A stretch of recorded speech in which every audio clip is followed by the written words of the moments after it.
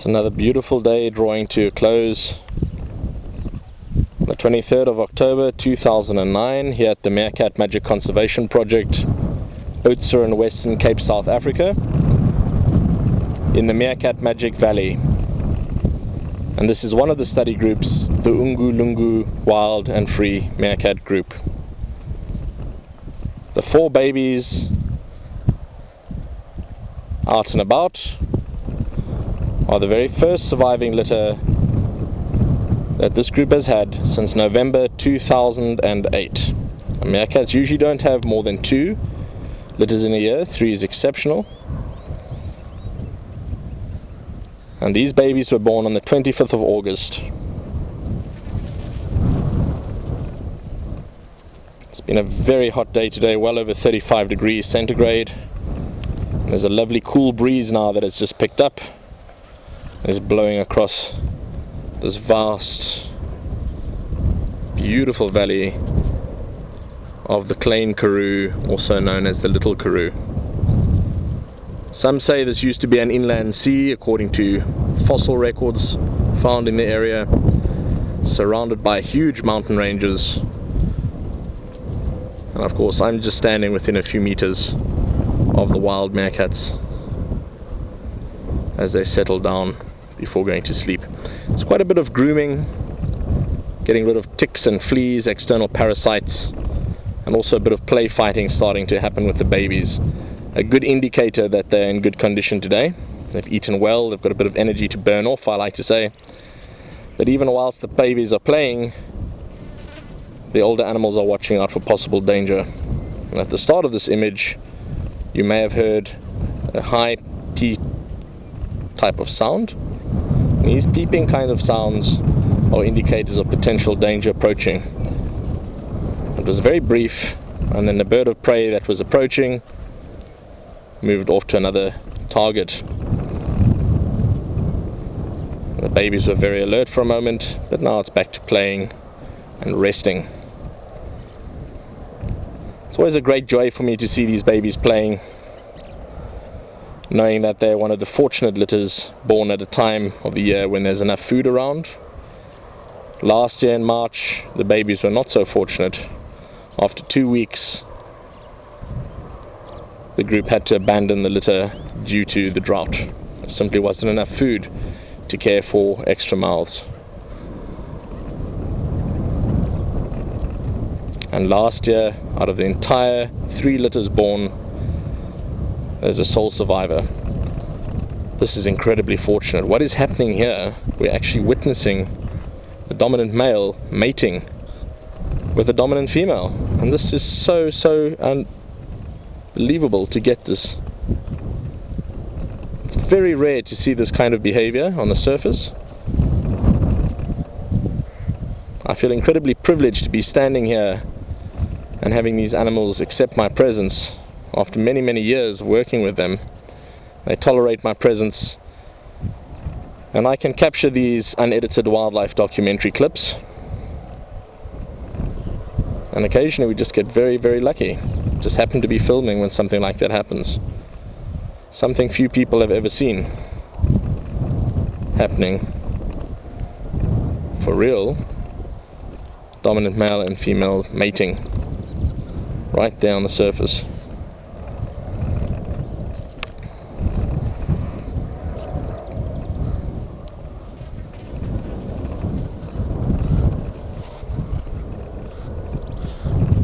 And here comes the sole survivor from November litter last year, and in fact for the entire 2008.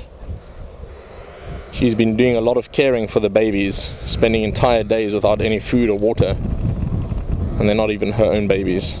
But they are related to her. Dominant male, female finish mating. Mating usually only lasts a few minutes with the meerkats that I've watched.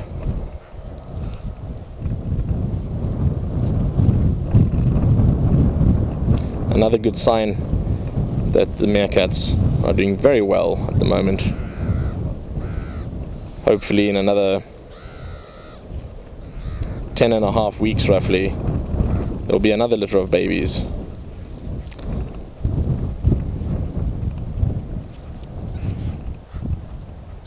This is so lucky to be filming this right now. I'm still amazed because this is something that usually happens beneath the ground, we believe, because it's so seldom seen on the surface or in very thick vegetation, and it's very difficult to get near the animals then, and of course we wouldn't want to disturb them by trying to either. So to have them just allow us to be near, it's amazing.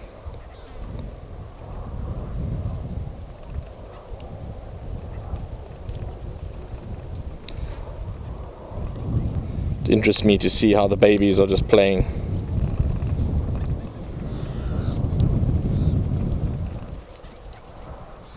But even with all of this behavior going on here, there's still somebody up on guard. Lovely sunset starting to creep across the valley now. The great black mountain range in the distance, die Groot Swartberge, as it is known in Afrikaans, more commonly just referred to as the Swartberg, over 1500 plus meters high in points. And over that valley ridge is the Great Karoo, the Groot Karoo. It's going to take a complete pan across here, going slightly to the northwest before we get blinded. And I'm going to quickly swoop back because I see someone else has come out of the burrow here. Most of the group has gone below already.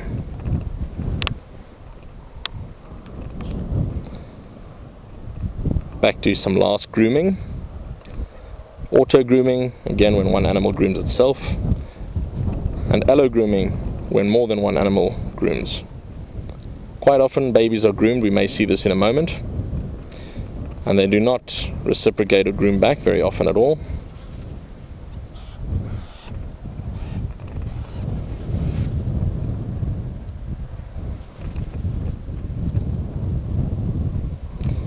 I've chosen to shoot this entire clip without using a tripod today because of the vegetation here. It's what I like to call part of the bush etiquette in this environment, where we don't just trample the vegetation, we try and avoid putting objects on any of the plants when possible. And so I'm standing very precariously here, and it's getting quite uncomfortable actually as I'm filming this because there's only a small patch of sand that I'm balancing on. But such is the cost of getting the image. I'm very glad that I've gone through this bit of discomfort because this certainly rates as one of my best clips, the meerkat breeding cycle, to get this on film. And it's almost time for them to go to sleep. I'm going to sign off here in a moment. It's what I love to call the meerkat magic right here. None of the animals are even looking at me. You begin to feel like you're just part of the background, a little baby having a look now, looking away. We can collect very accurate, unbiased information when you accept it almost just like a noisy object that the animals have got used to hearing over thousands of hours and many years. Lovely, attentive creatures. And there's the allo grooming I was mentioning. Glad we could see that just before I sign off.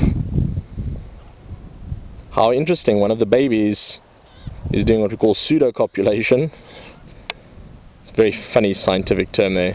Basically, pretend mating.